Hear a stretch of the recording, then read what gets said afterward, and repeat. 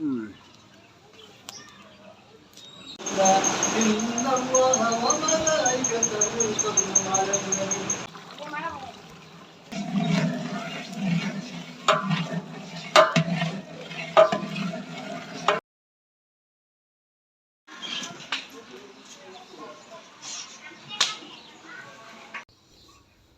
রাজধানীর উত্তরা মডেল টাউনে অবস্থিত নজরবিডি পত্রিকার ইফতার ও দোয়া মাহফিল অনুষ্ঠিত হয়েছে।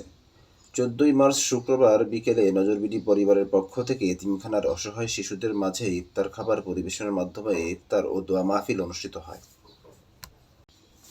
নজরবিডির সম্পাদক ও প্রকাশক মোহাম্মদ আমিনুল ইসলামের সভাপতিত্বে এবং দৈনিক খোলা কাগজের স্টাফ রিপোর্টার মাহফুজুল আলম খোকন এর সঞ্চালনায় ইফতার ও দোয়া মাহফিলে বিশেষ অতিথি হিসেবে উপস্থিত ছিলেন দৈনিক সংবাদ দিগন্ত পত্রিকার সম্পাদক ও প্রকাশক এবিএম মনিরুজ্জামান, উপকূল মানবাধিকার সংস্থা নির্বাহী পরিচালক মিজান বিন নূর, উত্তর প্রেস ক্লাবের সিনিয়র সহসভাপতি বদরুল আলম মজুমদার, উত্তরা প্রেস ক্লাবের সাধারণ সম্পাদক আরিফুল ইসলাম। এছাড়াও সম্মানিত অতিথিদের মধ্যে উপস্থিত ছিলেন দৈনিক যুগান্তর পত্রিকার রিপোর্টার অদ্রি আলাউদ্দিন, সরেজমিন পত্রিকার রিপোর্টার মোহাম্মদ রিপন হাওলাদার, বাংলাদেশ আলো পত্রিকার স্টাফ রিপোর্টার আব্দুল বারী, দৈনিক পরিক্রমা পত্রিকার রিপোর্টার মোহাম্মদ কামাল হোসেন।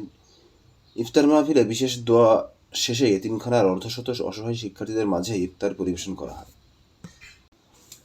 নজরবিডির এই ভিন্ন আয়োজনে আগত সাংবাদিক মহল প্রশংসা করেন এবং পত্রিকার উত্তরোত্তর সাফল্য কামনা করেন। নজরবিডি, ঢাকা।